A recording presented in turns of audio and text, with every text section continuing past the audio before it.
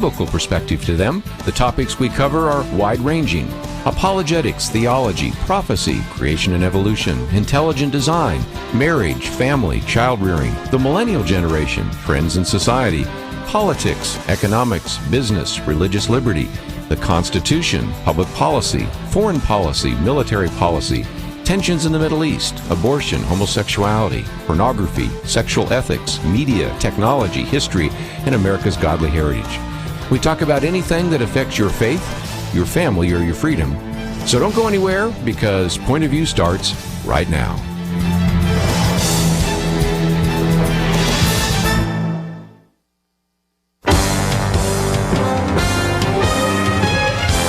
Across America, live, this is Point of View.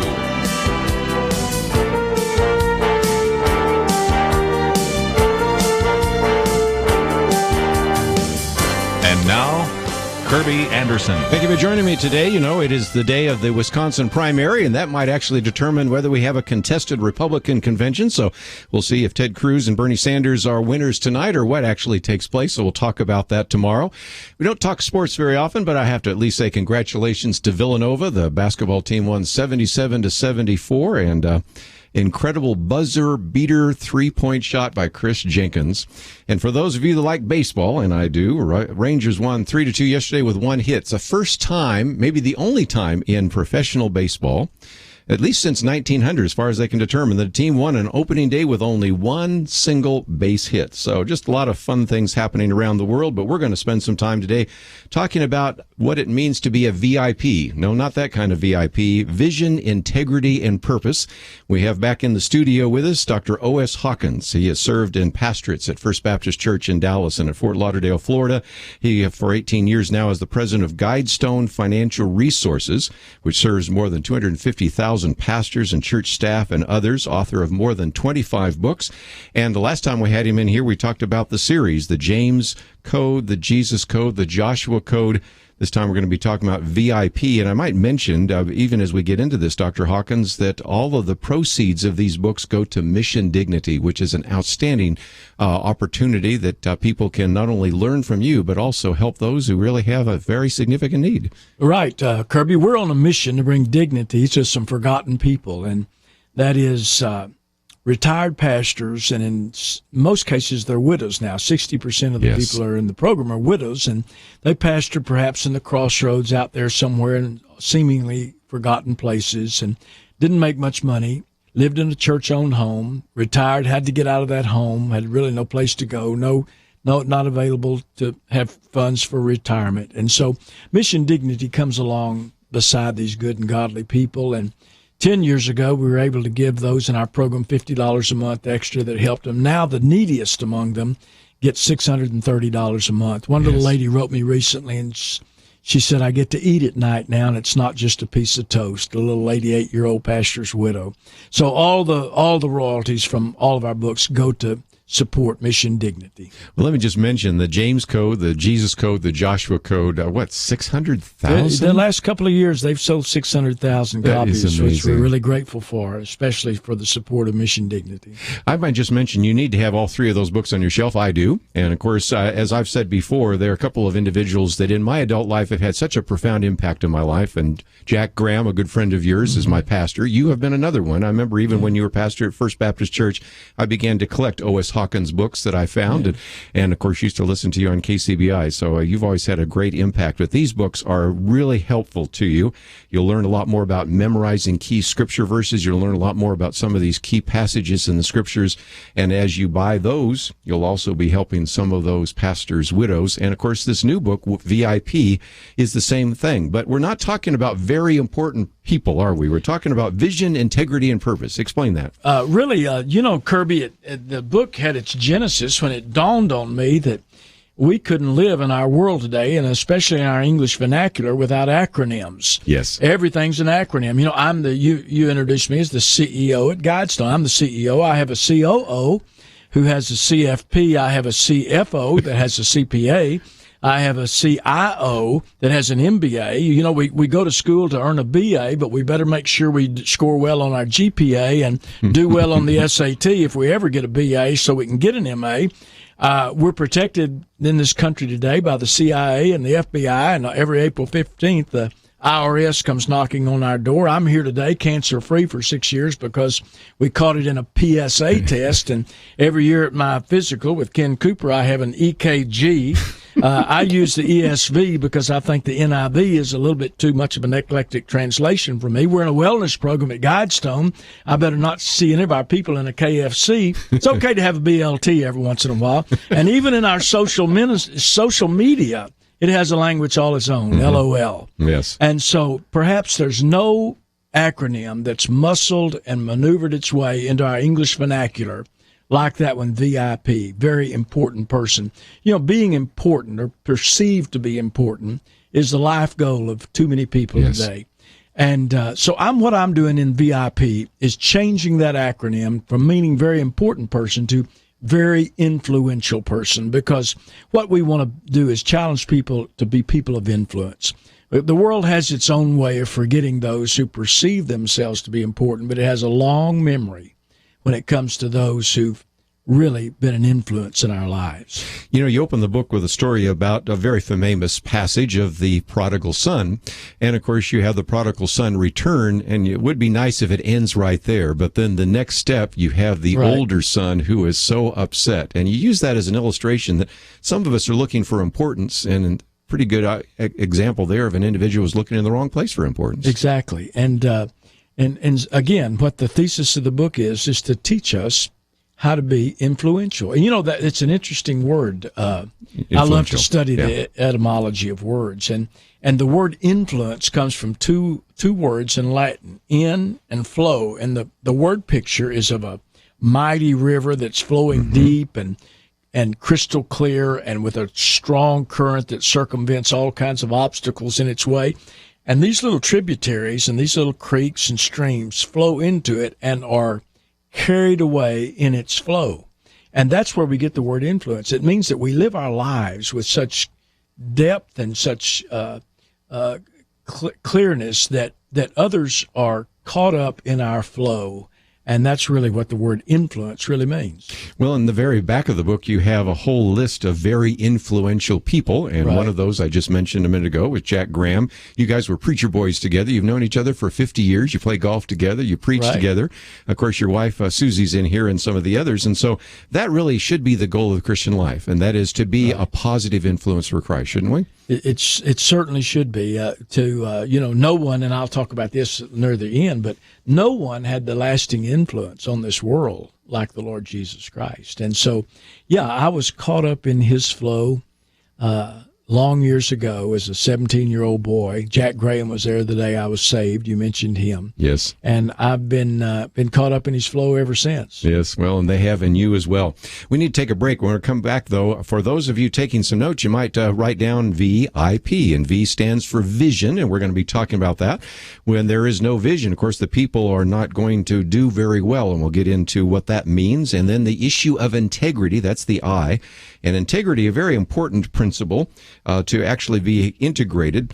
I've jokingly said to OS that I went through Algebra 1 4 times because I have 3 kids. You know how that is, and you learn about integrated numbers and integers and things like that. We're going to talk about integrity.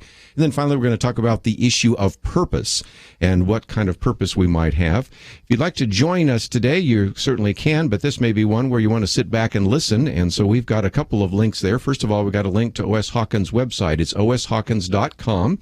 We have all sorts of information about that and about mission dignity and about the book and some of those resources. A place for you to order it if you'd like to do so. And of course, we have the commentaries that we are making available, as well as some videos we're encouraging you to watch. So it's all available today at the website pointofview.net.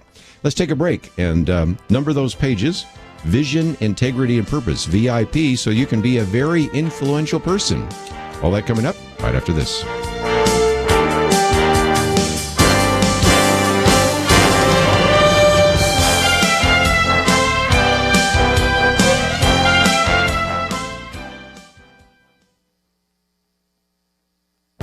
This is Viewpoints with Kerby Anderson. The terrorist attacks in Europe provide some valuable lessons for us in America about dealing with radical Islam. Last year, there was the attack on Charlie Hebdo and a later attack on Paris, as well as the shootings on the train from Amsterdam to Paris. Last month, it was the horrific terror attack in Brussels. Many ask the obvious question, why an attack on Brussels? There are two answers to that question. The first is that Brussels is significant politically. NATO and the Council of the European Union have their headquarters in Brussels, Belgium. But there's another reason for the attack in Brussels. The country is a hotbed of radical Muslim activity. Potential terrorists don't live far from where these attacks took place. Look what happened when police arrested one of the last surviving terrorists behind the Paris attacks.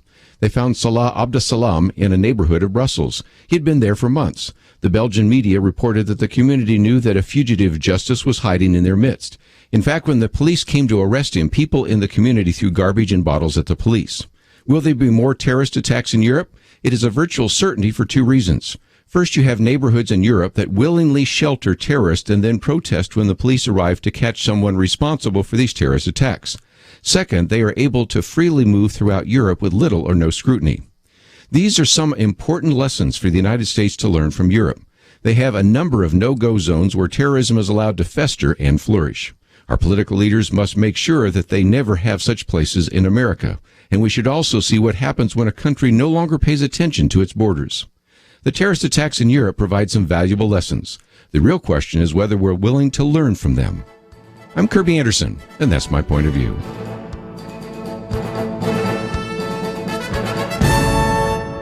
From PureFlix, God's Not Dead 2. A question about Jesus could cost Grace Wesley everything. Now playing, rated PG, godsnotdeadthemovie.com.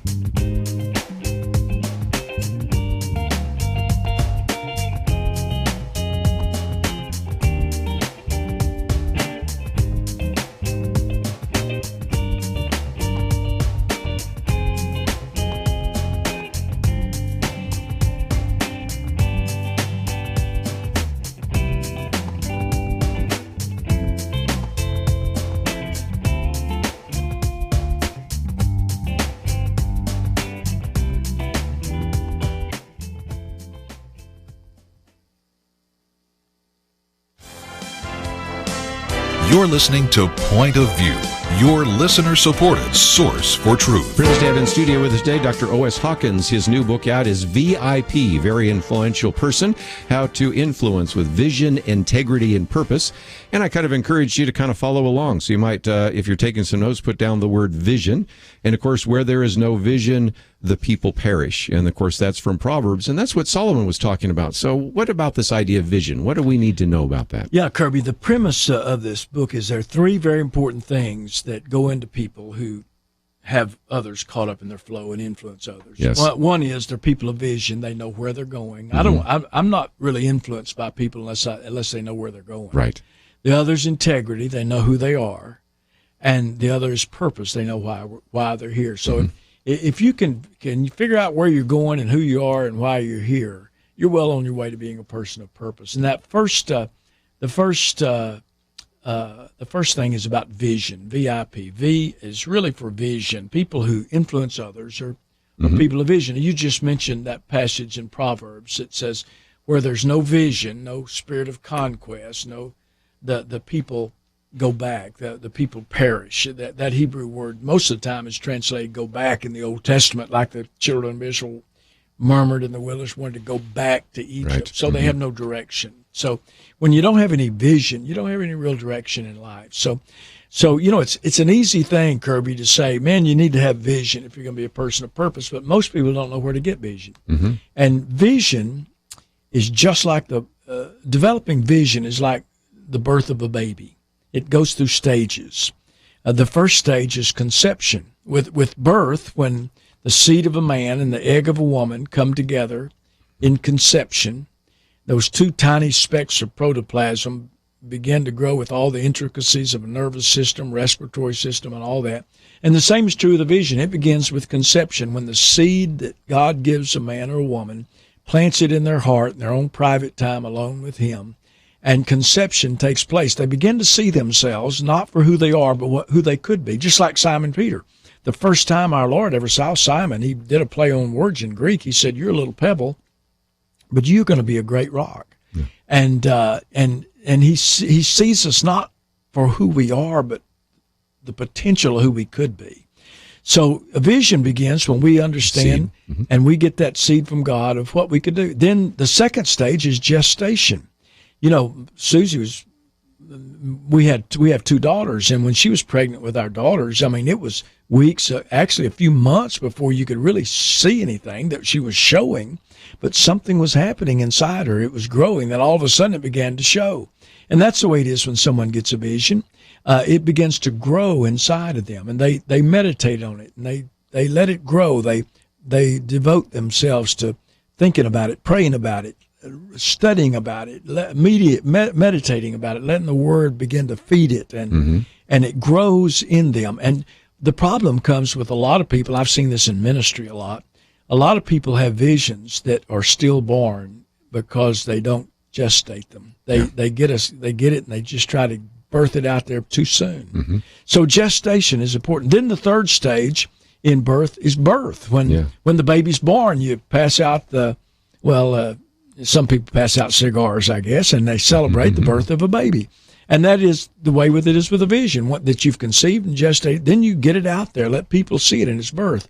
Then comes the next stage. This is so critical. And it's one of the most beautiful words in the English language, adoption. Adoption. And that's when a couple that haven't conceived or gestated or birthed physically, that baby, adopted. It takes their name by all legal rights. It's theirs, and that child is adopted. And that's the secret of a vision. When a man or a woman gets a vision that's conceived from God and it's gestated in birth, then when other people begin to adopt it as their own. We've seen this in some churches that grow. We've seen it in businesses when people adopt the vision, or we've seen it in schools. We've seen it in all kinds of ministries. And then comes the next stage, growth. And when that child is growing, you know what, Kirby? It costs a lot. It costs you money. Costs time. Yeah. You got to go to all those soccer games. You got to work. You're talking about algebra. You got to work on. It costs energy. It takes you away from things. It costs money, time, energy. Same it is with a vision. If a vision is God given, it's when it grows, it's going to take time and effort and energy and resources and all. And then comes that stage of maturity. That's when I walked my daughters down the aisle and gave them to the boy that won their heart, and everything I dreamed about was mature. And that's the most critical stage of all, because when it gets there are a lot of people that had a vision that matured and they never dreamed again. Yeah. We've seen churches everywhere that grew and they had a great vision, and then they plateaued and they're gone, because there's another stage, and it's reproduction. And that's when those visions that have matured begin to reproduce. I got 6 grandchildren, and to see that reproduction take place and that vision continue and expand is so vitally important. So people that influence others are people of vision. They know where they're going. The growth rate, just tremendous. Now, apply that, if you might, to somebody that spends a fair amount of time. Actually, you were very influenced in his flow, and that's Jerry Falwell, because you see that with the growth, the vision, right. And he caught you up in adoption at one point, too, didn't he? He sure did early on. I tell the story in the book, 2 stories about Jerry, actually. He started Liberty University. It was originally called Lynchburg Bible College. He started it in his church in the early 70s. And he went with this huge vision about that becoming to evangelical Christians what Brigham Young was to Mormons, what Notre Dame was to Catholics. Most people just laughed him off. Yeah. I was pastor in Fort Lauderdale, and he came to Fort Lauderdale in the late 70s, and sharing his vision about this college. And I tell the story in the book. Susie and I had $2,200 to our name in our checking account, and I went to a luncheon. Jerry was there, first time I ever met him, and he shared the vision of liberty, and everybody just I adopted it. And for $2,000, you could be a member of the Founders Club. And I just wrote out a check, $2,000 to Jerry Falwell that day at that lunch. And we don't have enough time on this program for me to explain, or in that book, how I went home and explained to Susie how we didn't have $2,200 anymore. We only had $200 because I'd just written Jerry Falwell a check for $2,000. I laughed out loud when I read that part of the book. It was just hilarious. But I preached their commencement last year at Liberty, and their baccalaureate service. Liberty University now is the largest Christian university in the world, with over 100,000 students, almost 20,000 on campus and 90,000 online. Their campus is, they got a medical school up on Liberty. They've got athletic facilities like no one else, dorms. It's just a robotic library where everything's robotic. The books are just brought to you. It's the most upscale university, most beautiful university you've ever seen. And Jerry Jr., Jerry's son, who's now the president, was walking us across the campus. And when I was walking across, Dr. Falwell died several years ago, and the thought occurred to me, I wish my old buddy Jerry Falwell could see Liberty University today. And before I even got the words out of my mouth, it dawned on me, he did see it. He did see it. And that's why it's there. And that's what vision is. And Kerby Vision will do 4 things for you, for anybody that'll become a person of vision. It'll bring definition to your life. It'll define your task. If you've got a vision, it'll bring definition. It'll define your task. It'll bring direction. You don't have to worry which way to turn when you get to the intersection. It'll bring a new dynamic to what you're doing. It'll energize you if you have a vision. And it ought to be so God-sized that it'll bring a new dependence that you have to drive yourself to the Lord, and if he doesn't come through, you're sunk. A lot of great wisdom and insight in this book called VIP. And again, we've only looked at the V for vision, and we're going to come back after the break and spend a little more time talking about a couple more, integrity and purpose. But again, how to become a very influential person. And if you would like to know a little bit more, we have a link to O.S. Hawkins' website, and it is oshawkins.com. And in case you don't know how to spell it, we've got it right there. It also has some information about mission dignity, which we mentioned, because again, as you purchase this book or the James Code or the Jesus Code or the Joshua Code or some of the others that will be coming out in the future, you're helping to support this opportunity to really help God's retired servants. So all sorts of information there on the website at pointofview.net, or you can go directly to oshawkins.com. I think this would be a great book for you to have and maybe to pass on to anybody that needs to be a person of influence in your life. I think it'd be a great book to hand to young people as they're thinking about graduating from high school, going off to college, but any person that's in a position of leadership. And really all of us are in one way or another. You're a leader in your home. You're a leader in your church, your Sunday school class. I think all of us can benefit from it. It is published by Thomas Nelson. You might be able to find it in your local bookstore. We've made it very easy for you to connect up with Dr. O.S. Hawkins and what he is doing there at Guidestone Financial Resources, and also an opportunity for you to order the book. All sorts of resources today on our website, pointofview.net. Don't forget we have our Pray, Organize, and Vote. And for some of you, you have yet to vote. And so there's some great resources for you, for everybody. There's a pledge we encourage you to take, and you can find that at our website, pointofview.net. Let's take a break. We'll continue with Dr. O.S. Hawkins right after this. Is it just me, or does this year's election seem more contentious than ever? Even Christians are divided between which candidate to support, but one thing we must agree upon is the need to pray together. Each and every one of us must be on our knees asking God's mercy. Who is the right one to name the next Supreme Court justice, or 2 or 3? Honestly, I don't know, but God does. And we must petition him to act. Point of View has created its own campaign in the midst of the presidential campaign, Pray, Organize, Vote. We want to remind you of things to pray about. We want to help you educate fellow believers and get them out to vote. Sign up today at pointofview.net. Click on the banner, Pray, Organize, and Vote. The future of America is at stake, and God's people are called to be good stewards of our votes. After you sign up, look at the bottom right corner for the red box that says Donate. Your gift will educate and motivate Christians during this critical time. Don't put it off. Visit now, pointofview.net. Point of View will continue after this.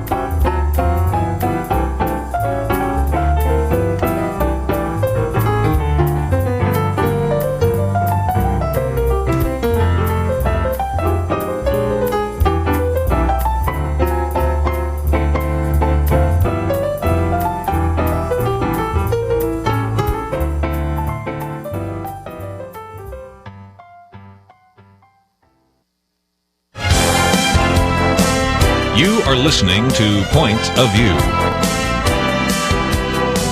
The opinions expressed on Point of View do not necessarily reflect the views of the management or staff of this station. And now, here again is Kerby Anderson. Back once again, if you'd like to join our conversation, 1-800-351-1212. Probably want to just sit back and listen as we are talking today with Dr. O.S. Hawkins. This new book out, VIP, Very Influential Person, How to Be a Person of Influence with Vision, Integrity, and Purpose. Talked about vision, Dr. Hawkins. Obviously, that's very important. You need to know where you go. But who are you? And I understand from you that as you were looking at the ESV, one of those acronyms there, the English Standard Version, which is the Bible I use, 2 Corinthians 10:13 talks about the fact that there is an area of influence that God has assigned to you. And so when you're talking about God assigning an area of influence, that means that every listener here has a ministry, and they are uniquely made to actually fulfill that ministry. Right. This is so liberating, Kerby, because I don't care who's listening to us right now. If they'll just look down at their thumbprint, there's not another person that has a thumbprint like theirs. There's not one other person on this planet alive today or ever has been alive today that has a DNA exactly like theirs. Right. We are, each of us, unique creations of God, indescribably valuable to Him. And this is one of the most liberating passages I've ever seen. 2 Corinthians 10:13 says that God has assigned to each of us an area of influence. Now think about that.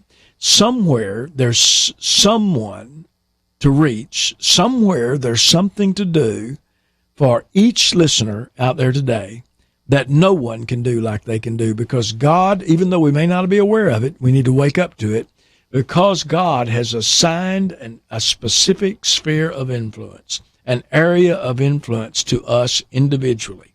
And it's important what we do with that assignment, because there's something we can do that no one else can do quite like we can do. Yes.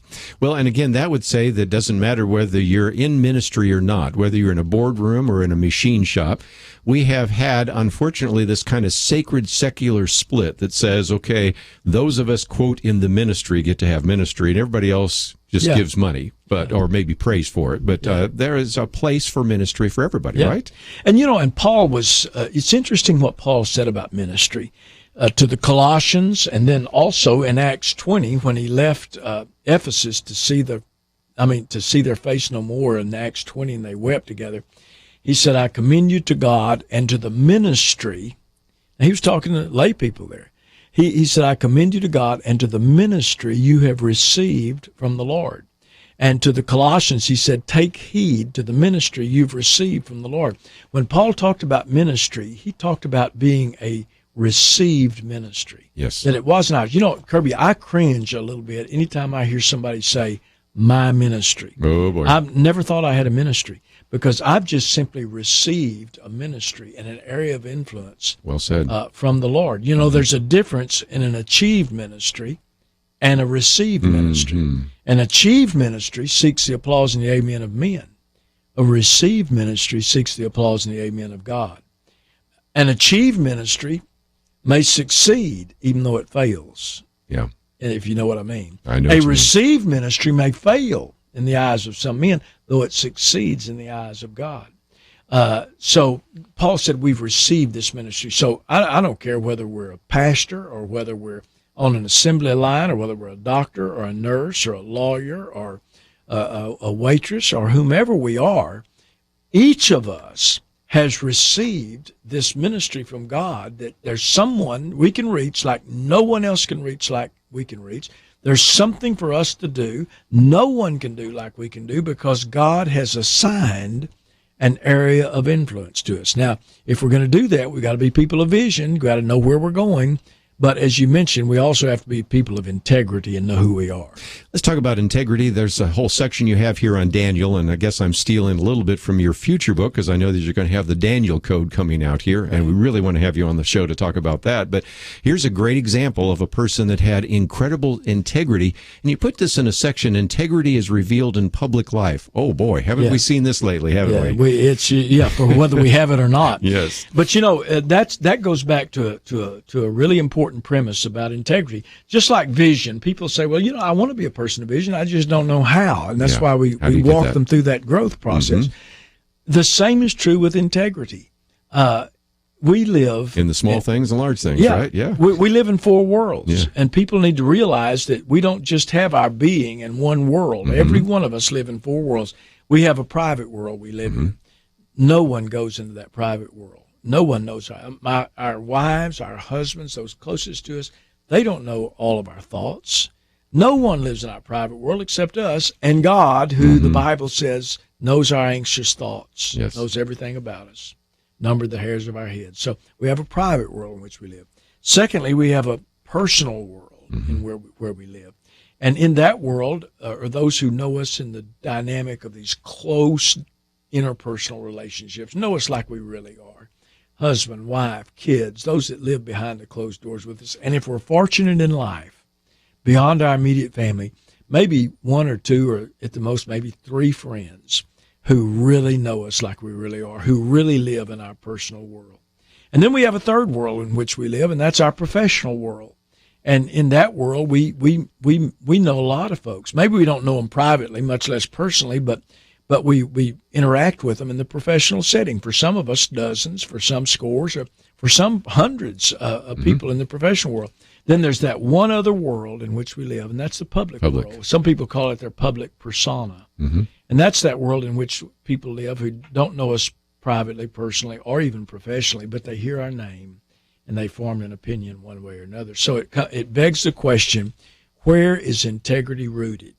And just like you said a minute ago, it's strange. Maybe this is just because it's political season, but it's strange that so many people think integrity is rooted in the public world. So they spend all their time spinning their image, trying to put out an image of them, whether it's right or wrong, because they erroneously think integrity is rooted in the public world. It's not. It's only revealed there. And ultimately, if you've got it, it'll be revealed there. If you don't, it'll be revealed there. So somebody else comes along and says, well, it must be rooted then in the professional world, where on the anvil of personal experience, you beat out these principles of integrity in the workplace and do that. But it's not. It's only reinforced there. If we really have it, it'll be reinforced in our dealings in the professional world. It'll be ethical and moral and filled with integrity. So somebody says, well, then I know where it's rooted. It's rooted in the personal world, those close, dynamic, interpersonal relationships, but it's not. It's only reflected there. I'll tell you right now, if you want to know if I have integrity, ask my wife, Susie. She's lived with me for over 4 decades now. She would know. Integrity is rooted in that private world alone with God. And when it is, it'll be reflected in our personal world. It'll be reinforced in our professional world, and ultimately it'll be revealed publicly for God's glory in the public world. And again, a lot of times we make the mistake of trying to manipulate the image. And Daniel's a good example that I just used as a moment, because here is a man that is a person of prayer and dedication, did not have a concern about whether or not someone saw him praying, even if that was illegal. And so in some respects, we can learn some very important lessons from how we as Christians should live in a secular environment, because that's exactly what Daniel and Shadrach, Meshach, and Abednego had to do when they were rooted away and taken away from that Judeo-Christian, Judeo-culture that they had. Kerby, there are so many parallels in that book of Daniel to the culture in which we're living today, if we're going to be people of influence. And boy, those were 4 guys, 4 young Hebrews that became old. You know, Daniel became an old man over there in when Cyrus came to the throne of Persia. And that they were so rooted in integrity that they didn't just engage a culture. They brought the most wicked king Nebuchadnezzar, who destroyed the city of Jerusalem. They brought their lifestyles brought him to profess the God of Israel as his God. And you know, they make an interesting comment in there. They say, our God whom we serve is able to deliver us, but if not, we still won't bow down. They live by that but if not. There's no question of whether God is able in our culture we're living to do anything he wants to do. He can turn these walls into green cheese right now if he wants to. He can do anything. But if not, we still won't bow down. We'll still be people of integrity. We'll still hold to our convictions. And, Kirby, I don't want to get sidetracked on Daniel, but they changed their language. Yes. They changed their literature. They gave them the literature of the Chaldeans. They tried to change everything about them. Their names. And their names were changed, but they drew the line and refused to eat the king's meat. Why? Because there was no biblical admonition to not change language or names or literature, but there was a biblical admonition about their kosher diet. Yeah. And they drew the line at what the Word of God said. Well, again, just a little bit of a preview of the Daniel Code. That's going to be coming out later. We'll certainly have Dr. O.S. Hawkins in studio, and it will join the James Code, the Jesus Code, and the Joshua Code. We'll come back and finish off with the P, purpose. That coming up right after this.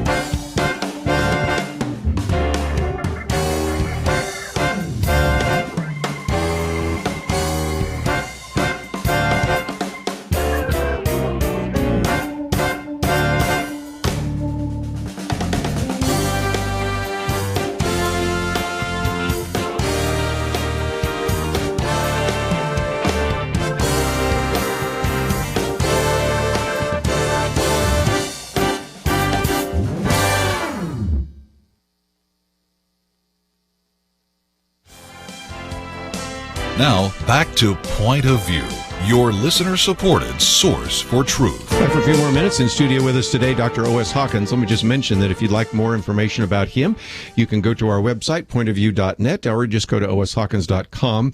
You can listen to this again. You might want to download a podcast, or, of course, because he's in studio, you can even go to our YouTube channel and watch it. And we are talking at the moment for a few more minutes about his book, VIP, A Very Influential Person, How to Influence with Vision, Integrity, and Purpose.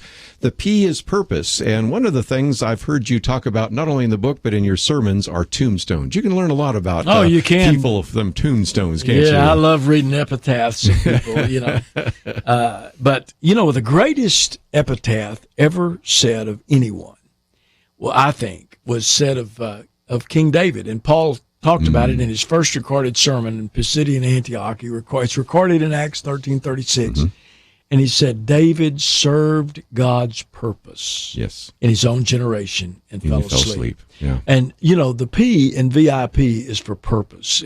People that influence others don't just know where they're going and who they are, but why they're here. There's a purpose for each of our lives, and it's what moves and motivates us. It's what directs and guides us and gives us that dynamic in life to know God's purpose for our life. And I love what it said of David, that he served God's purpose in his own generation and fell asleep. Now, that's what he served. David was a servant, but what was he serving? People? Was he serving this? He was serving the purpose of God for his life in his generation. We only have our generation to reach. And we've got to find the purpose of God and serve it here. This word purpose is found. You take Romans 8:28. It's one of the most quoted verses in the Bible. For we know that all things work together for God, to good, to those who love the Lord and are what? Called according to his purpose. Yes. So, we find the purpose of God. Three things have to happen for us to find our purpose in life. First, you got to know the Savior. I mean, how could you ever find God's purpose for your life if you didn't know Christ as your personal Savior? So first you come to Christ, you put your faith and trust in him. Then you know the Spirit. God has given us his Holy Spirit to live in us, to teach us, to lead us, to guide us, to empower us for service. And he's alive in us. And when we know the Spirit and we hear his voice and we listen to him, that's how we begin to find the purpose. So we know the Savior, we know the Spirit, and thirdly, you got to know the Scripture. God will never lead you to do anything contrary to his word. And we still have a God who speaks to us by his Spirit and through his word. And he quickens the word of God in so many ways, I think, to our lives. That's just incredible. You also talk about this idea of going the second mile and what that meant, because sometimes, again, if we're going to be people of purpose, we're going to have perseverance, aren't we? Exactly. That's right. And, that's such an incredible passage. For those listeners who've been to the Galilee, they've seen up there on the northern shore where Jesus was preaching that great Sermon on the Mount. I believe this actually had, when he stopped in the middle of that sermon and said, if someone compels you to go 1 mile, go with him too. I think what must have happened, there was an object lesson in play there. By Roman law, a soldier could grab someone and compel them, make them to carry his backpack for 1 mile, only 1 mile. And Jesus says, when somebody does that, go with them too. In other words, do what's required of you, but do more than that, and then some. And, I often wonder, you take a young man, maybe Jesus saw him when he was preaching that sermon and he compelled him, and that young man goes and gets to the end of that mile, instead of throwing the backpack down and spitting on the ground and going back to where he had to interrupt his schedule. Suppose he just said, let me go with you 1 more mile. Tell me about your family in Rome. Tell me about Rome. I wonder if that soldier at the cross who said, surely this was the Son of God, had not been impacted by some second mile Christians. What a great story. So, purpose is important in life. And of course, no one lived with purpose like Jesus. I remember he was up at Sychar one time when he met the woman at the well, and they'd been traveling all day, and the disciples went into town to buy meat, to buy food, and they brought it back to him to eat. And if you remember, he looked at him and he said, he refused it. He said, listen, my meat, the thing that sustains me, is to do the will of him who sent me while there's yet time. Very good. So he was moved and motivated, driven and directed by God's purpose for his life. A lot of great wisdom in this book, VIP. It's published by Thomas Nelson, but I'd be remiss before we run out of time to talk about Guidestone Financial Resources for a couple of reasons. First of all, if people are saying, I would really like to have investments that I have, either individually or a church, but I don't want them to go to things that I have moral questions about. You actually have a way in which they can do that. Yeah, at Guidestone, in fact, anybody that's interested could go to guidestone.org to our website. Have a link, and you've mentioned my link. They can get to it through oshawkins.com too, but go to guidestone.org. It's the largest Christian screened mutual fund in the world with assets approaching $14 billion. And we don't invest in companies that are publicly recognized to be involved in alcohol, gambling, abortion, tobacco, gaming, the major issues that we evangelicals are concerned with. And we've had tremendous success. Yes, we were named the #1 mutual fund in the nation by Lipper and Morningstar up in New York 2 years ago. We've had a #1 fund now for 5 years running in the country. And so we've had great investment success, and it's a wonderful organization serving 250,000 different individuals today. Well, again, I want people to find out more about that. And, of course, we also talked about how one aspect of Guidestone is mission dignity. But also, I just would encourage people to pray for you, because one of the things we'll be talking about with Kelly Shackelford on Friday is he was up there watching the oral arguments for the Little Sisters of the Poor.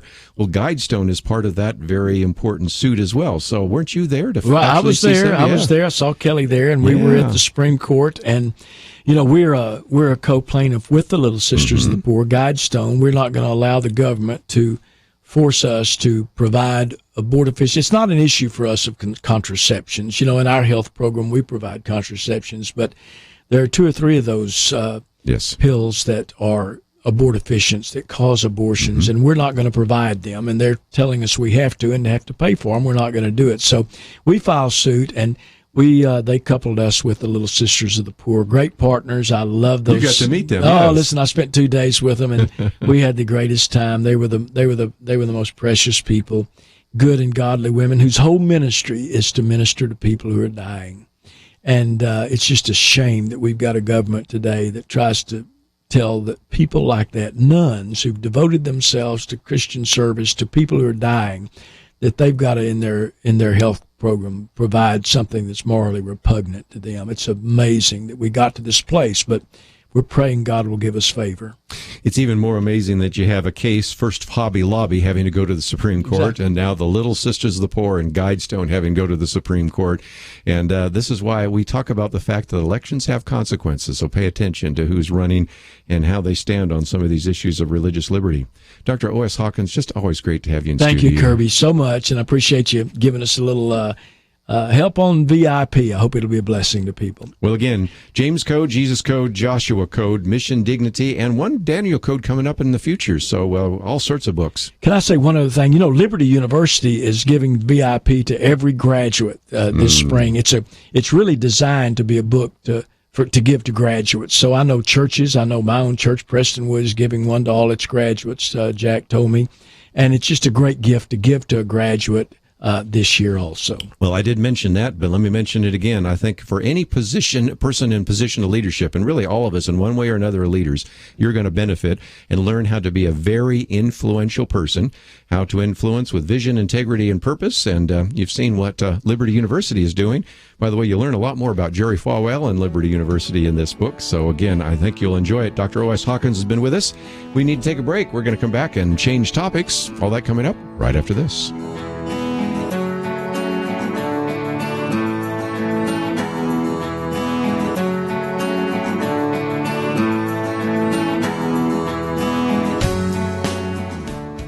From PureFlix comes God's Not Dead 2. A classroom answer to an honest question about Jesus could cost Grace Wesley the teaching career she loves. I would rather stand with God and be judged by the world than stand with the world and be judged by God. God's Not Dead 2.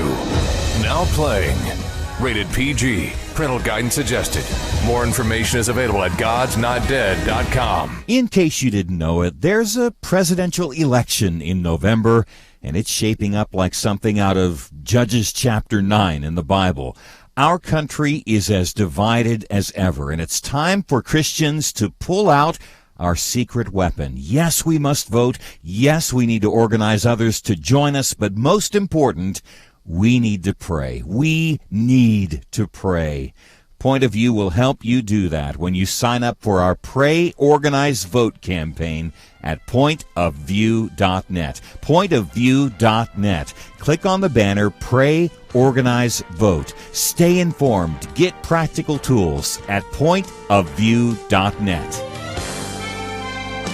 Point of View will continue after this.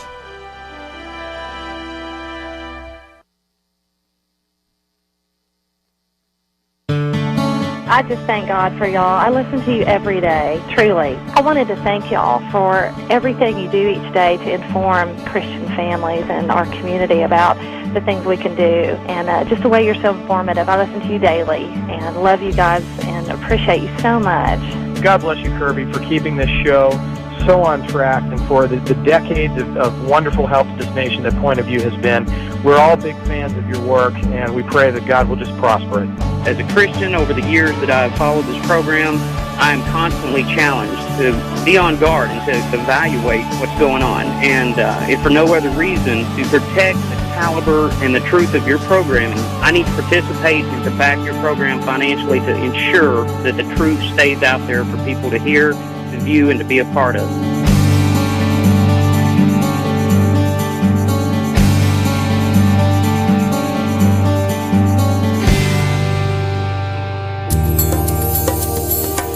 This is Point of View Radio.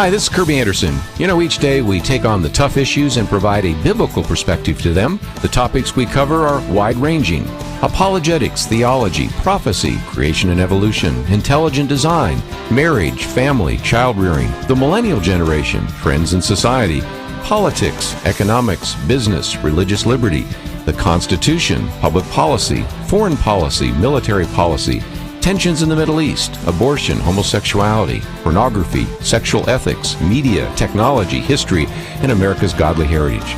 We talk about anything that affects your faith, your family, or your freedom. So don't go anywhere, because Point of View continues right now.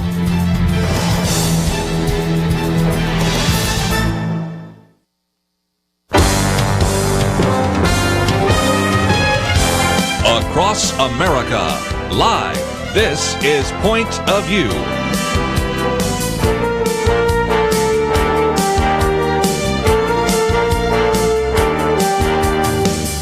And now, Kirby Anderson. Second hour today, we're going to talk about the subject of jihad as it relates to Islam. And already you've heard me quote from Nabeel Qureshi a little bit because of his commentary that appeared in USA Today. As a matter of fact, my commentary tomorrow is on that particular article and related to the book that we're going to be talking about. He's been in the program with us before in studio, but is joining us today by phone from Oxford. He is the global speaker with Ravi Zacharias International Ministries, author of a number of books: Seeking Allah, Finding Jesus, A Devout Muslim Encounters, and the one that we'll be talking about today, Answering Jihad, A Better Way Forward. He has his medical degree from Eastern Virginia Medical School, an MA in Christian Apologetics from Biola, MA in Religion from Duke University, and is currently studying Judaism and Christianity in Oxford, pursuing his doctorate in New Testament studies. Dr. Qureshi, always great to have you on the program with us.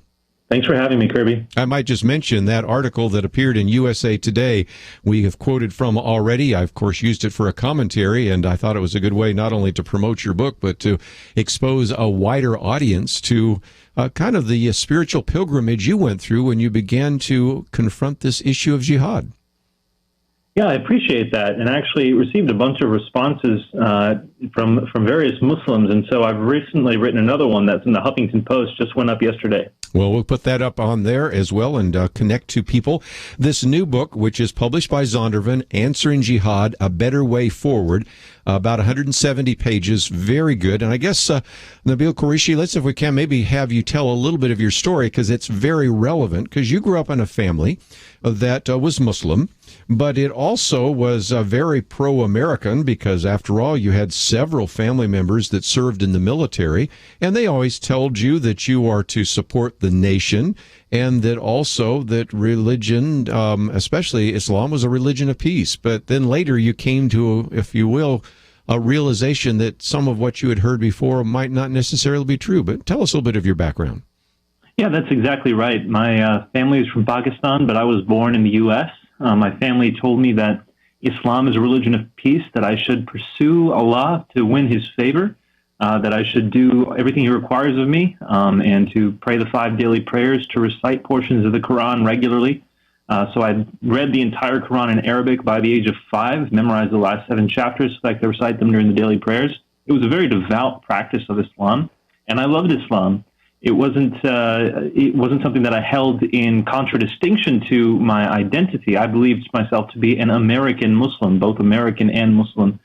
So Islam to me was not something that would hinder me from being a patriot. As you mentioned, my father was in the U.S. Navy, so I saw the two going hand in hand. It wasn't until 9/11 happened that all of a sudden I was confronted with the potential that Islam might not be what I had always thought.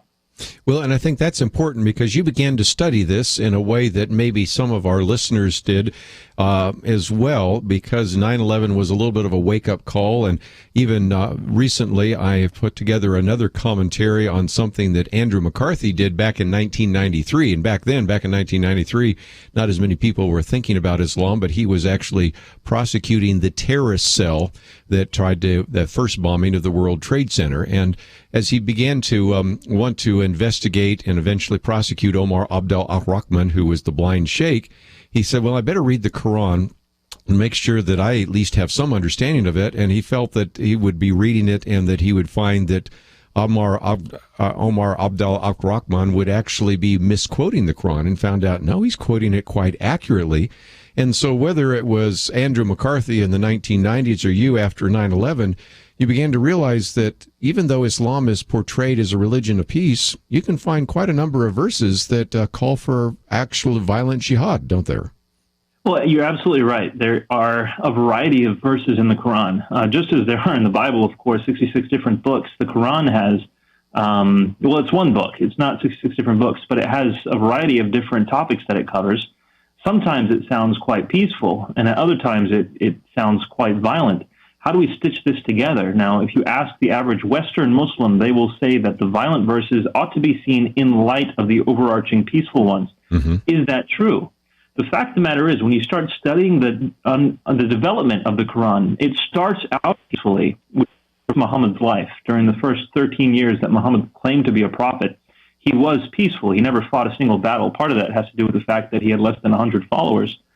But by the time of his last 10 years that he claimed to be a prophet, he had control of a city. And every single one of those years, he launched or fought in battles at a rate of an average of 9.5 per year. Yes. The Quran grew increasingly more violent in those times, and the very last major chapter to be composed, chapter 9, is by far the most violent.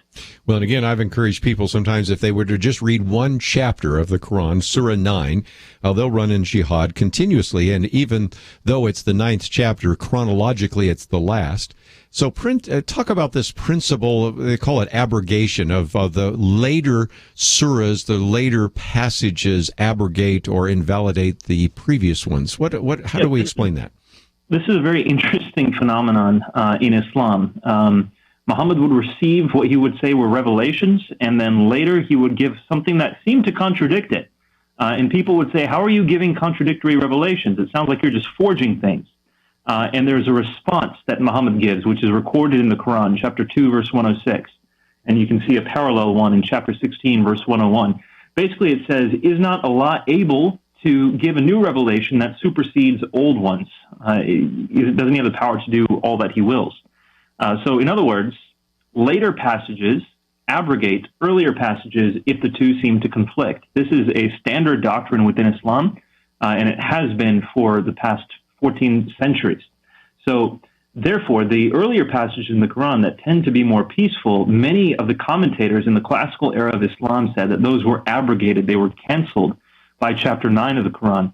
Now, chapter 9, by the way, has two names, but one of those is called Surat al-Bara, which means the disavowal, and it specifically intends to disavow peace treaties. That's the point of the chapter. Right.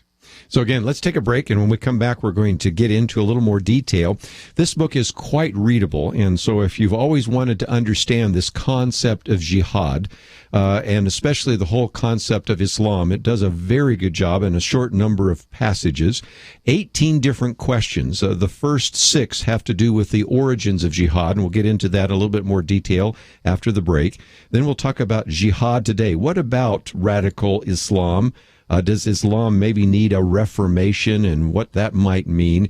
And then the last set of questions 13 to 18, are jihad in a Judeo-Christian context. So that gets us into, well, do Muslims and Christians worship the same God? And what does Jesus teach about violence? And as we mentioned, there are some passages in the Bible that could be interpreted that way. And then a number of very good appendices. So this is a book that I certainly would want to get in the hands of as many of you as possible. It is published by Zondervan. It is the third book by Nabeel Qureshi. And again, individual that is getting his doctorate, but also, of course, already has his medical degree and multiple other graduate degrees to really begin to address this issue. So take the time to visit our website today, and as you do so, you'll see a little bit more about the website for Nabeel Qureshi. And if you don't know how to spell his name, that's okay, because we have a link there, and there's as well all sorts of other great information that will help you know more about Ravi Zacharias Ministries and this book. Let's take a break. We'll come back with more right after these messages.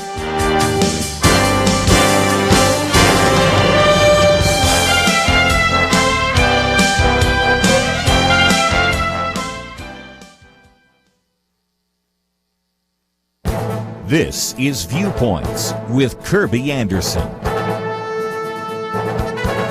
The terrorist attacks in Europe provide some valuable lessons for us in America about dealing with radical Islam. Last year, there was the attack on Charlie Hebdo and a later attack on Paris, as well as the shootings on the train from Amsterdam to Paris. Last month, it was the horrific terror attack in Brussels. Many ask the obvious question, why an attack on Brussels? There are two answers to that question.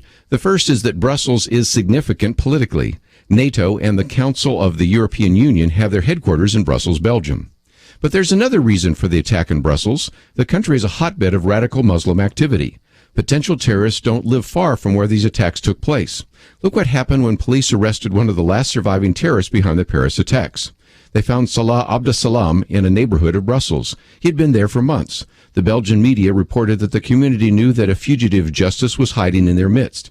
In fact, when the police came to arrest him, people in the community threw garbage and bottles at the police.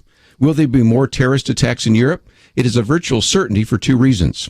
First, you have neighborhoods in Europe that willingly shelter terrorists and then protest when the police arrive to catch someone responsible for these terrorist attacks. Second, they are able to freely move throughout Europe with little or no scrutiny. These are some important lessons for the United States to learn from Europe. They have a number of no-go zones where terrorism is allowed to fester and flourish. Our political leaders must make sure that they never have such places in America. And we should also see what happens when a country no longer pays attention to its borders. The terrorist attacks in Europe provide some valuable lessons. The real question is whether we're willing to learn from them. I'm Kerby Anderson, and that's my point of view.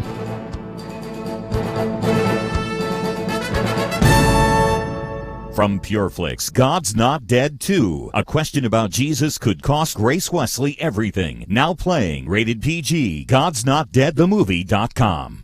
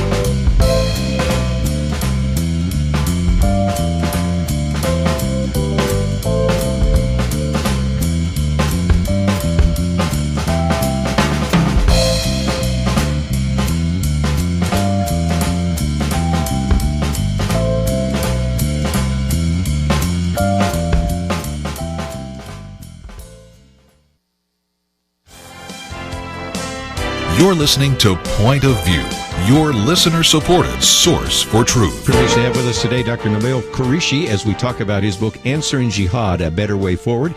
It is published by Zondervan. A little bit later, we'll open up the phones if you have some comments or questions. Nabeel, let me, if I can, maybe get to the issue of Islam and the meaning of the word itself, because oftentimes people say, well, Islam is a religion of peace because Islam means peace. But explain that if you might. Yeah, so Arabic is a language that uses root consonants, trilateral root consonants, 3 letters in a row. So SLM can be used to mean peace. That's actually where salam comes from. And of course, in Hebrew, there's shalom, which means the same thing. However, that's not what Islam means. Islam means submission or peace through surrender. And this is actually a phrase that was used in warfare. When somebody submitted, when one side or another submitted, that meant that they would receive peace. But it was the result of warfare. So that's what the word Islam actually means. And so that's, I think, very important to understand that sometimes people misunderstand that, because when you talk about submission, it's really what you were talking about even as a child, to submit your will to the will of Allah and to actually follow in obedience to those commands. And if an individual lays down their weapons, then again, by no longer fighting against Islam, that brings peace. But that's a very different definition than our typical Western definition of peace, correct? Absolutely. And the question is, when I was growing up, I was taught that that was an imagery of someone who's been fighting against Allah. You've been fighting against God. Ultimately, you lay down your arms and you receive him. That may or may not be the case, but it is also a martial image. And the idea that Islam means peace, and this is something we hear in the media whenever there's a terror attack, and that's very jarring. You see a horrible attack, and the next thing you hear is Islam is peace. that's just rhetoric that's often used in order to, from a good heart, to have compassion for innocent Muslims in the West who had nothing to do with the battle, that our leaders don't want people to be victims of retaliatory attacks. And I appreciate that, but let's not play with the words in order to make that happen. Sure.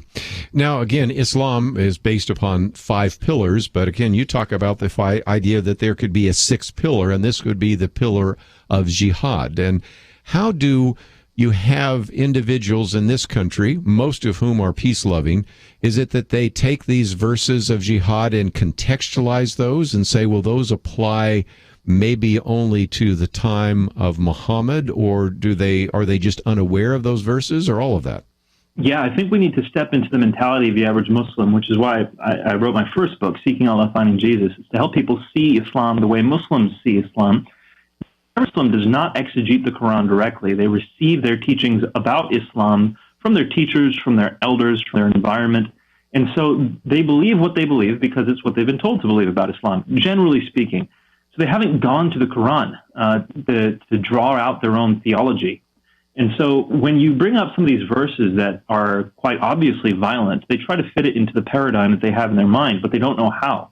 And since they haven't generally exegeted things before, they just go right back to their elders or their teachers and ask them to explain it for them.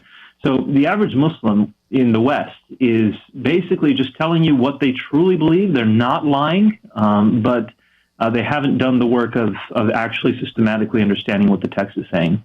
One of the other things you talk about early on in the chapters are the idea of Sharia. Now, I think it's fair to say that there may be a smaller percentage of Muslims that we might come in contact with who believe in jihad, or at least violent jihad, but there's a very high percentage, not only in this country, but it's up almost at 99% in places like Afghanistan, of Muslims who believe in Sharia. So can you explain that and how that relates at all? Yeah, this is a very interesting issue. These issues are all very complex, and we shouldn't try to oversimplify them. Not that you are, but a lot of people tend to do so. When it comes to Sharia, a lot of Muslims, I'm talking pretty much every Muslim that I know who's devout, has a vague notion of what Sharia is, not an explicit one, and they have a romantic notion that if we were to just follow Allah's laws, everything would be better. Mankind would be a better place. And so they have this idea that Sharia is good because of what they've been taught. But if you ask the same people, hey, do you think we should stone adulterers? Or do you think we should cut off the hands of thieves? They might react with disgust. Of course we shouldn't, not knowing that that's exactly what Sharia teaches. These are the hudud laws of Islam. And so what we have to tease out then is the notion of Sharia that a lot of people are willing to support versus the reality of Sharia. And we see this, by the way, around the world. The clerical revolution in Iran at the end of the 70s ushered in a time of Sharia, and people were rejoicing to receive it. But then a decade or so later, people are leaving Iran, seeking asylum, and actually coming to Christianity in droves. Millions of Irani Muslims have accepted Christ because they saw Sharia face to face and they didn't want it. Same thing happened with the Muslim Brotherhood when it came into power in Egypt. They were ousted a year later because people realized if this is what Sharia is, we want no part of that. So again, that's an important principle to recognize that there may be those who believe in the concept of Sharia, but don't necessarily understand its context. Of course, there are some that may or may not understand this idea of jihad. And I think it brings me to one of the key principles in your book, and that is you make a distinction between Islam and Muslims. And again, if we're going to reach out to our Muslim friends, neighbors, coworkers, I think it is really important to make that distinction. Help us understand what that might mean.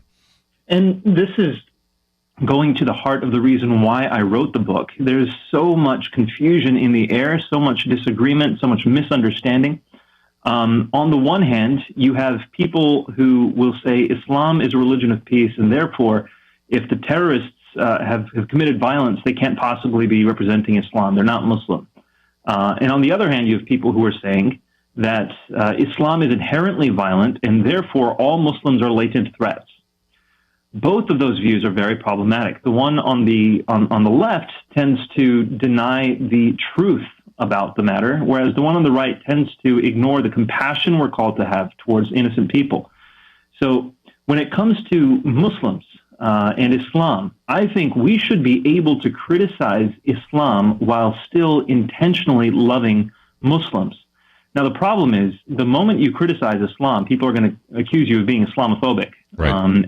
and shut down the conversation. Yes. And on the other side, if you promote love for Muslims, people will say, well, then you're opening the doors up for Islam to reign. No, I think we should hold truth and compassion in tension. Again, as you make the argument both in your book and, of course, even in the recent USA Today article, and we'll put the other one up there as well that you've written, you can go to ISIS, for example, in their references in their kind of propaganda material, and you see them quoting from the Quran or the Hadith. Even the one that I mentioned with Andrew McCarthy, he said, when, for example, Omar Abdel Rahman said that the scriptures command Muslims to strike terror in the hearts of Islam's enemies, he said, well, the scriptures backed him up. In many cases, they are quoting accurately from the Quran. So on the one hand, you can't say that the Quran does not provide a context for radical Islam. But on the other hand, if we don't make a distinction between, as you said, Islam and Muslims, then I think we actually prevent even any possibility of having a dialogue, any kind of evangelistic opportunity. So it's kind of tough to thread the needle, but I think that's absolutely crucial if we're going to be effective in this 21st century apologetic environment, don't you think? Oh, absolutely. And I think that this goes towards understanding Islam for what it is. When you talk about it demographically, there are so many different kinds of Muslims. You have, of course, 80% of Muslims who are Sunni, 10 to 15% who are Shia, 5 to 10% other. Of those, you have orders within Islam like Sufi orders, and then you have Wahhabi and Salafi Muslims who are much more literalist. All these are Muslims, but how much is what they believe actually represents the teachings of Islam? That's a separate question. And so you're absolutely right. We need to tease out what Islam is versus Muslims and who they are in order to understand the problem, the dilemma on our hands. Well, let's take a break. When we come back, we'll continue our conversation today with Dr. Nabeel Qureshi. We'll get into that second section and talk a little bit about, does Islam need a reformation? And then maybe talk about, well, who is Al-Qaeda, who's ISIS, Boko Haram, and some of those particular groups. And then also eventually get into a conversation as well about the interface between Christianity and Islam and some of the misconceptions. You can find some of that in his earlier book, Seeking Allah, Finding Jesus, a Devout Muslim Encounters Christianity. But also we certainly did want to get into this book as well, Answering Jihad, A Better Way Forward. So 3 books, all great resources. And today, if you'd like to know a little bit more about some of the work that is being done by Nabeel Qureshi, as well as the work that is taking place through Ravi Zacharias International Ministries, we have that link on our website at pointofview.net. When we come back, we're going to continue our conversation, but along the way, if you have a comment or question, we might take an opportunity to hear from you as well. We do want to hear from Nabeel Qureshi, joining us by phone from Oxford today. 1-800-351-1212. We'll continue that conversation right after this.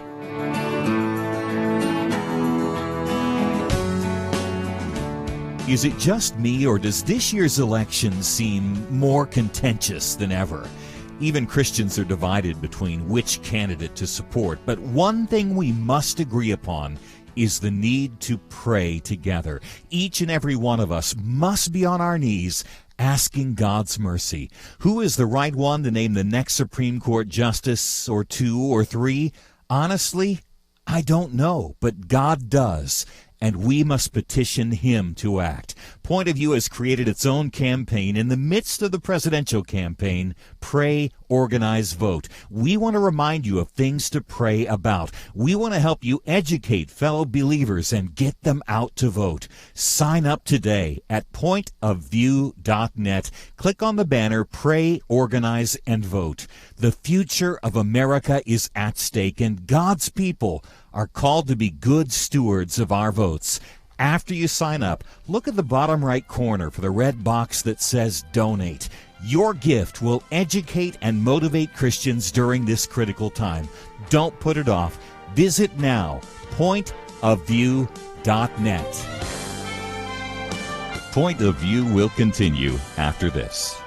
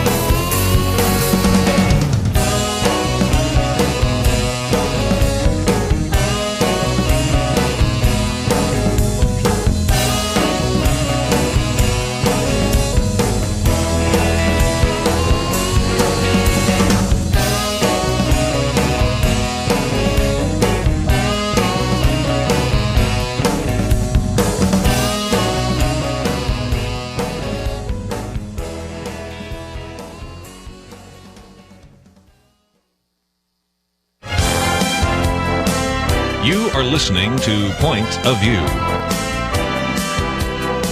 The opinions expressed on Point of View do not necessarily reflect the views of the management or staff of this station. And now, here again is Kerby Anderson. Continue our conversation today, Answering Jihad, A Better Way Forward by Dr. Nabeel Qureshi. And if you'd like to join our conversation, 1-800-351-1212. Let's head out to California, KYCC. Chris, I think you wanted to clarify this distinction between Islam and Muslims. Yes, how you guys doing today? Very good.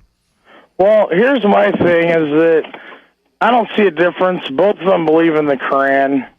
The Quran teaches killing. Muslim is not a culture, a region, a country. It is a belief system, the same as Islam, however you want to slice it. But you're talking about stuff contradicting itself in the Quran, which was interesting because, yes, the later in the Quran, the latest verse is supposed to supersede others that contradict it. To abrogate them, yes. And, the thing is that if somebody believes in the Quran, they believe in either all of it or none of it. Kind of like the Bible, you can't pick and choose. So I think that, we really need to be careful because it's like people say, I hate the term radical Islam. Radical Islam, those are actually true. Those are true believers because that is exactly what their book teaches. And we hope that we get the ones that, that aren't, they're just half Muslim. We hope those are the ones that we have around us in the society. Okay, well, let me go to Nabeel Qureshi. Help us out that, because that also gets us into some of the radical ones we're going to talk about, like ISIS and Al-Qaeda. But again, you were trying to make a distinction. Help us out with that. Yeah, I appreciate the question, Chris. Now, Muslims are people. Islam is the religion. So when we talk about Islam being different from Muslims, what I'm saying is that one is a belief system, the other are humans who believe that belief system. The thing is, though, that people tend to interpret the same thing in different ways. So, for example, the Bible, you've got tons of different kinds of Christians. You've got Orthodox Christians, Catholic Christians, Protestant Christians. Within that latter group, you've got Baptists, Methodists, Anglicans, etc. They all interpret things within the Bible differently, even though it's the ultimate authority for all of them. So interpretations matter. The question becomes, then, who has the most consistent interpretation? Now, this is a question our culture doesn't like asking because we've moved into a postmodern direction and we tend to think that texts don't mean anything anymore. But Muslims aren't like that. So when they say that the Quran is their ultimate authority, but some of them are peaceful, some are not, we have to ask the question, who's being consistent and who's not? I tend to agree with the gist of what you're saying, which is that the Quran ultimately does teach violence. Therefore, radical Muslims are true Muslims. But what I want to encourage you to think about, though, is that Muslims who think Islam is a religion of peace, who've been taught that because they don't go directly to the Quran to determine what it says, they go to their teachers, they're being sincere. They're not lying. And thankfully, the vast majority of Muslims are peaceful people. And so we have to incorporate them into our understanding of Muslims, though we might not be as readily incorporating them into our understanding of Islam, if that makes sense. And you actually had a question there, who are the true Muslims, violent or peaceful? I think you sort of answered that. But what about some of these violent groups? Because even among those so-called radical Muslims or violent groups, however you want to define them, you have Al-Qaeda, you have ISIS, you have Boko Haram. Give us a little bit of a sense of some of the participants in these various terrorist activities. Yeah, so this goes right back to Chris's question then. What is the true Islam? In 1928, the Muslim Brotherhood was established. Part of the reason why it was established was the Ottoman Empire had just fallen just about a decade prior. This was the last global Muslim power that had just imploded. And people were asking, what happened? Why have we Muslims lost our power on the global scene? The answer that a lot of Muslims were giving was that no one was actually living for Sharia. In the West, Muslims were pandering to capitalism. In the East, at the time, Muslims, they were saying, were pandering to communism. We need to live for Sharia. So the Muslim Brotherhood sets in its founding documents the principle that it will follow the Quran and the Hadith. In doing so, they were trying to, what I call, reform Islam. Let me say that again. This was an Islamic reformation, to go back to the teachings of Islam, unencumbered by these centuries of traditions. And because of what happened in that period, fueled by the thoughts of Sayyid Qutb, we have groups today Al-Qaeda, ISIS, Boko Haram, all pointing back to the Muslim Brotherhood, all pointing back to Sayyid Qutb's teachings, saying this is the reformation of Islam, though they don't use those terms. This is how Islam is supposed to be followed. And so they are trying their utmost to follow the teaching of Allah, which in a nutshell is this: if we fight for Allah and practice Sharia strictly, then Allah will bless us. They are being consistent because that is what the Quran teaches. But not all Muslims interpret the Quran in that way. So again, it's just important to understand that is the wide differences that you have.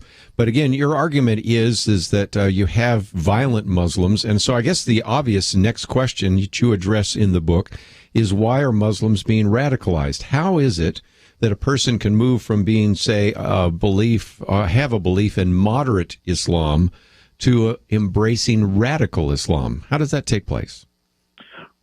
A great question, because that's the issue that we're ultimately wrestling with. Is in the West, we're seeing thousands of people go to fight for ISIS or other Islamist groups in Syria. Of course, recently there was a study done which shows that more British Muslims are fighting for Islamist groups in Syria than are fighting for the British military. Yes. Why is this happening? I think the answer is primarily being fueled by these teachings of the Quran and the Hadith. Now, let me clarify this. When you look at ISIS propaganda, and it's not, and Twitter hasn't actually been trying that hard to hide their tweets. They have a glossy magazine that they publish very frequently called Dabik. You can see what it is that they do in order to attract their recruits. They're quoting extensively from Muhammad's life and from the Quran, encouraging Muslims to travel to Syria and fight on behalf of the Caliphate. This, again, comes right back to the Islamic Reformation. Now, these young Muslims in the West who are very zealous for their faith, oftentimes they are wrestling with issues like identity issues and control and issues like that. But ultimately, what it is that is used to radicalize them are these teachings of Islam and this Islamic identity that's capitalized to call them to travel eastward. This is exactly what the teenage girls in the UK, the three Bethnal Green girls who were top of their class, they weren't dumb. They had bright futures.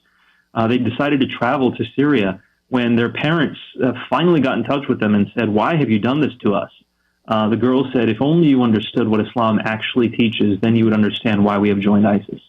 Yeah, again, you have the Bethnal Green girls, you have Ginger Jihadi, you have a whole section here on the radicalization of women. This one is I would have to say, Nabeel, kind of a head scratcher, because first of all, a lot of my listeners will say, I don't even know what the attraction for a woman is to go into Islam, because you know of what the status of a woman is, especially in Orthodox or fundamentalist Islam or whatever you want to call it. But even more so, what is the attraction of these radicalized women to go and to actually fight for the caliphate? Well, some of it is very romanticized as well. So many Muslim women are being sold an image of Islam that simply isn't true. And a lot of these girls who do make it to Syria get very disillusioned when they get there and they realize, wait a minute, what we were told was not necessarily true. Now, some of it is true. So, for example, ISIS offers women who will travel to Syria the ability to choose their husbands when they get there. So husbands, potential suitors will line up and a woman will get to choose which one she wants. And that actually does happen. But then there's a lot of information about the freedom women will have, and it's painted in a light, bright color. And once they get to Syria and they see the restrictions that ISIS imposes, the rationing, the very few resources that they have, they tend not to want to stay. And many of these women have tried to run away. To give you an idea of the numbers here, 6 out of 7 ISIS recruits are men. 1 out of 7 are women. So it's still a fairly high number. But women have been killed. Many women have been killed trying to leave ISIS and return back to their homelands. Let's take a break, and when we come back, I have some other questions that people have, and certainly some more to cover in the book.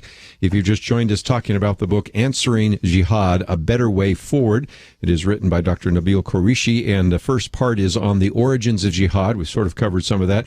Part 2, Jihad Today, and if we have a little time, we'll cover a little bit of jihad in the Judeo-Christian context. Excellent book, about 170 pages, published by Zondervan. You can look for it in your local bookstore. Probably will find it there, but if not, we also have a link to Nabeel Qureshi's website, and you don't need to know how to spell his name, because we have a link there to make it very easy for you to find not only him, but some of the work that he's doing with Ravi Zacharias International Ministries. And we encourage you to go to rzim.org, because that is a great ministry that we also recommend. As you are understanding more about our world and wanting to know how to present a biblical worldview and to defend a biblical worldview.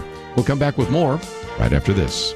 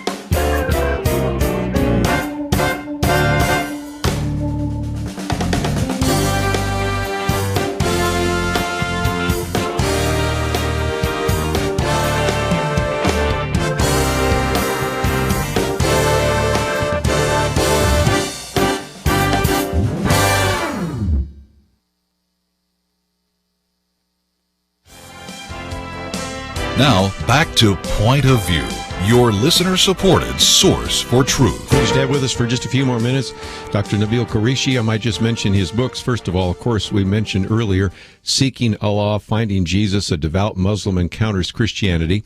The book we're talking about today, Answering Jihad, A Better Way Forward, and then one coming out, No God But One, Allah or Jesus. Let's, if we can, also take a few more phone calls. We'll head out to Georgia this time.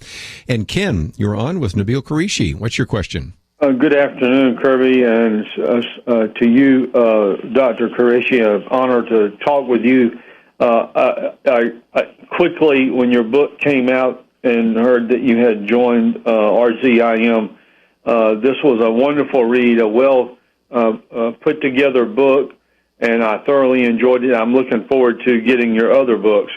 My question to you this afternoon, and maybe as I was getting lined up for the call, someone might have directed this already to you. Isn't the violence that we're seeing, the increase with, we had Al-Qaeda, then President Obama referred to Daesh or ISIL as a JV team. We have Boko Haram in Africa. All of these in this, I can't remember the gentleman's name, al-Baghdadi or something, who claims to be this leader of ISIL.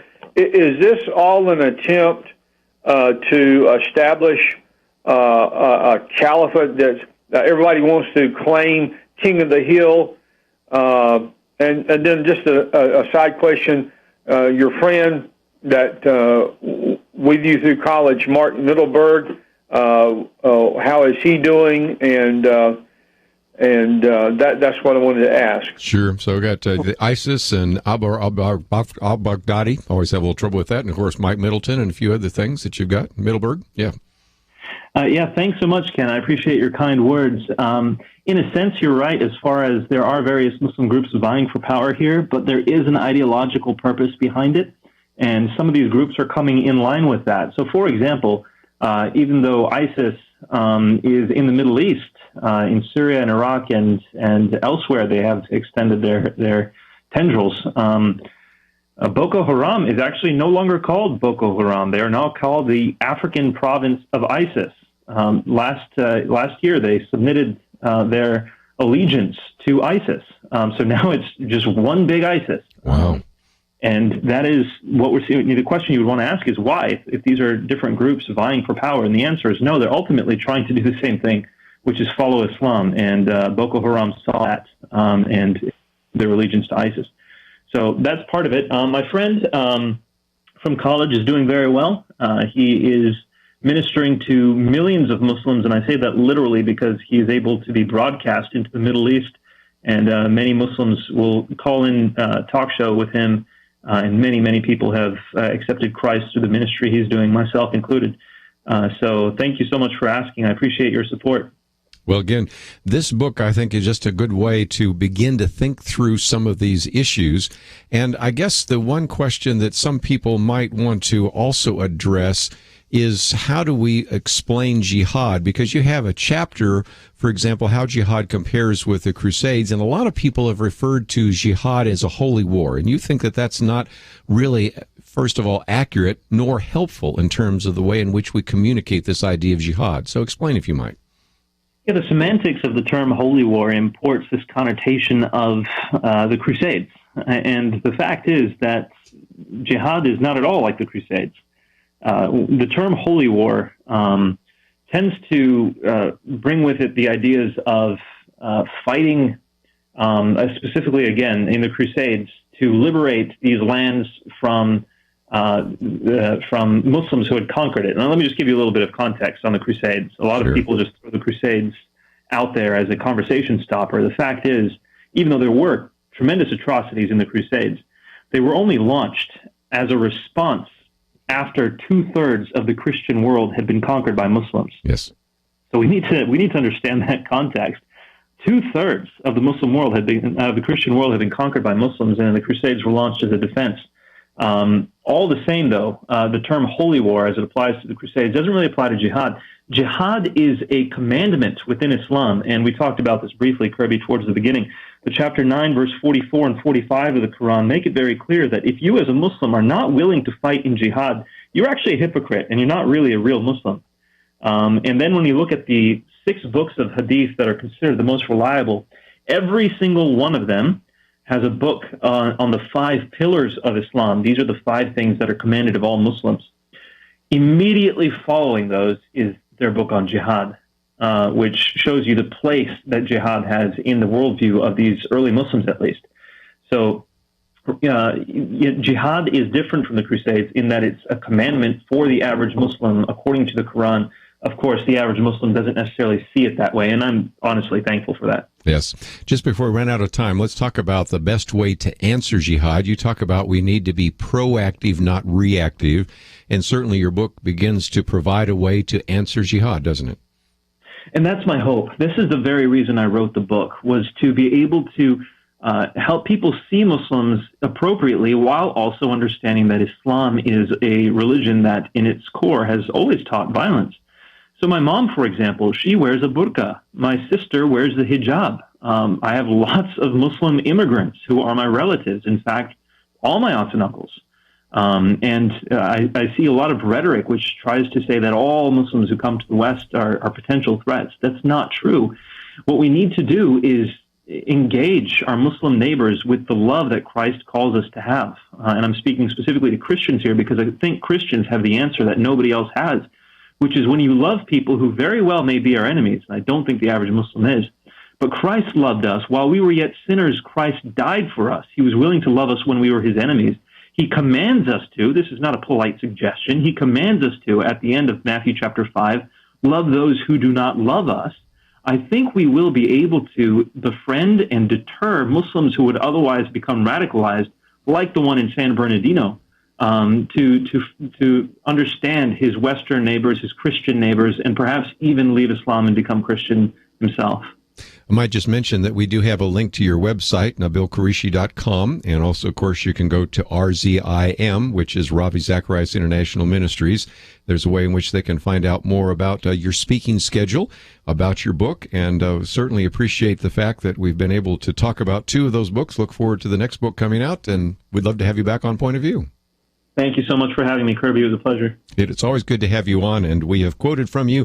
It's good to have you here to respond to some of the questions. We'll certainly take some more phone calls in the future, but if, again, you have just joined us, we've been talking with Nabeel Qureshi about his newest book, Answering Jihad, about 170 pages, published by Zondervan.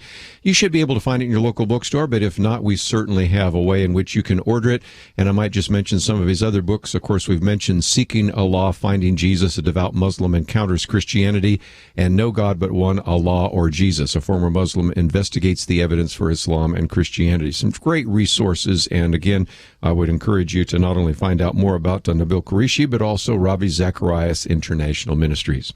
Just before we run out of time, let me mention that we have posted information about both of our guests today, O.S. Hawkins and Nabeel Qureshi. And if you'd like to know more about either of them, you can click on the button there and even see some of the resources. You can download the podcast or even watch the Livecast that is on the YouTube channel. It's all available there. My commentary today, Lessons from Europe, and my commentary tomorrow is actually on the USA Today article and commentary by Nabeel Qureshi, so you should sign up for that and receive it. So please visit the website, pointofview.net. As you go there, if you can click on that button that says donate, we would appreciate that as well. Most importantly, I appreciate the work done behind the scenes by Andrew, Catherine, and Shamila. Have a great day. We'll see you back here tomorrow.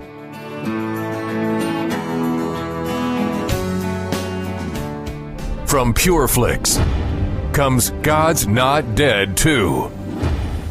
A classroom answer to an honest question about Jesus could cost Grace Wesley the teaching career she loves. I would rather stand with God and be judged by the world than stand with the world and be judged by God. God's Not Dead 2. Now playing. Rated PG. Parental guidance suggested. More information is available at godsnotdead.com. In case you didn't know it, there's a presidential election in November, and it's shaping up like something out of Judges chapter 9 in the Bible. Our country is as divided as ever, and it's time for Christians to pull out our secret weapon. Yes, we must vote. Yes, we need to organize others to join us, but most important, we need to pray. We need to pray. Point of View will help you do that when you sign up for our Pray, Organize, Vote campaign at pointofview.net. Pointofview.net. Click on the banner, Pray, Organize, Vote. Stay informed. Get practical tools at pointofview.net. Point of View is produced by Point of View Ministries.